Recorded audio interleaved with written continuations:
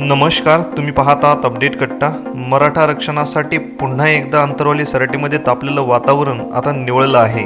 मे महिन्याच्या रणरणत्या उन्हात छपराविना आणि अन्न पाण्याचा त्याग करून आमरण उपोषणाला बसलेले मराठा आंदोलक मनोज जरांगे पाटील यांनी अखेर आपले उपोषण मागे घेतले आहे. रात्री उशिरा सरकारच्या शिष्टमंडळाने मनोज जरांगे पाटील यांची भेट घेतली, त्यांच्याशी सविस्तर चर्चा केली आणि अखेर हा तिढा सुटला आहे. सरकारने नेमकं कोणत्या मागण्या मान्य केल्या, सरकारचा लेखी मसुदा काय आणि जरांगे पाटील यांनी उपोषण सोडताना सरकारला कोणता इशारा दिलाय, या सर्व गोष्टीचा आज आपण या व्हिडिओच्या माध्यमातून माहिती घेणार आहोत, सविस्तर पाहणार आहोत. मित्रांनो, शनिवारी 30 मे रोजी सकाळी 10 वाजल्यापासून मनोज जरांगे पाटील यांनी पुन्हा एकदा अंतरवाली सराटी येथे उपोषण सुरू केले होते. याच वेळेस उपोषण अत्यंत टोकाचे होते, कारण त्यांनी रणरणत्या उन्हात कोणत्याही मंडपाशिवाय आणि अन्न पाण्याचा एकही थेंब न घेता उघड्यावर बसण्याचा निर्णय घेतला होता. माझा बळी गेला तरी चालेल, पण मागे हटणार नाही, अशी आक्रमक भूमिका त्यांनी घेतली होती, ज्यामुळे महाराष्ट्रात चिंतेचं वातावरण निर्माण झाले.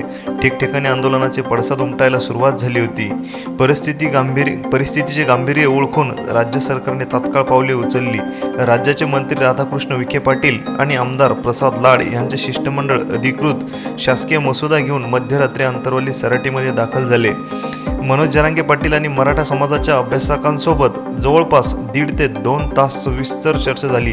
सरकारने प्रत्येक मागणीवर कायदेशीर बाजू मांडली आणि अखेर एका लिखित आश्वासनावर दोन्ही बाजूचे एकमत झाले. त्यानंतर मंत्री राधाकृष्ण विखे पाटील यांच्या हस्ते ज्यूस पिऊन मनोज जरांगे पाटील यांनी आपले आमरण उपोषण स्थगित केले. आता चला पाहूया सरकारने नक्की कोणत्या मागण्या मान्य केल्या आहेत. पुढील 2-3 दिवसात कोणत्या गोष्टीचा GR निघणार आहे, ज्यामध्ये एक मुद्दा आहे 58 लाख कुणबी नोंदीचा न्याय. सरकारचा दावा असलेल्या 58 लाख कुणबी नोंदीच्या आधारे सर्वांना तात्काळ प्रमाणपत्र दिली जातील आणि त्यांना जात वैधता कास्ट व्हॅलिडिटी मिळवून देण्यासाठी विभागीय आयुक्तांमार्फत दर 15 दिवसांनी आढावा घेतला जाईल. तसेच या टाळाटाळ करणाऱ्या एका निष्काळजी अधिकाऱ्याने सरकारची निलंबनाची कारवाई देखील केली आहे. त्यानंतर आहे स्वतंत्र मंत्रालय. ही एक महत्त्वाची मुद्दा आहे, ज्यामध्ये मराठा आणि कुणबी समाजाच्या कल्याणासाठी स्वतंत्र मंत्रालय स्थापन करण्याच्या मागणीला सरकारने मान्यता दिली आहे. त्यानंतर विशेष म्हणजे एक हेल्पलाईन. कुणबी प्रमाणपत्र मिळवण्यात येणाऱ्या अडचणींसाठी किंवा तक्रारीसाठी पुढील 8 दिवसात एक विशेष हेल्पलाईन सुरू केली जाईल. त्यानंतर चौथा मुद्दा आहे सातारा गॅझेटसाठी वेळ. आता सातारा गॅझेटियर लागू करण्याबाबत काही तांत्रिक अडचणी असल्याने अभ्यास करून निर्णय घेण्यासाठी सरकारने 1 महिन्याचा वेळ मागितला आहे, जो जरांगे पाटील यांनी मान्य केला आहे. आणि 5वा मुद्दा म्हणजे आंदोलकांवरील गुन्हे मागे. आंदोलकांवर दाखल झालेल्या उर्वरित गुन्हे मागे घेण्याची प्रक्रिया जलद केली जाईल, अशा महत्त्वाच्या गोष्टीवर चर्चा झाली. आणि उपोषण मागे घेताना मनोज जरांगे पाटील यांनी सरकारला स्पष्ट शब्दात इशारा दिला आहे. मुख्यमंत्र्यांनी आणि सरकारने आमच्या मागण्यांना सकारात्मक प्रतिसाद दिला आहे आणि पुढील 2-3 दिवसात GR काढण्याचे आश्वासन दिले आहे. जर सरकारने दिलेल्या वेळेत GR काढला नाही तर आम्ही पुन्हा आंदोलन करू. सध्या आपण उन्हातले उपोषण थांबवत आहोत.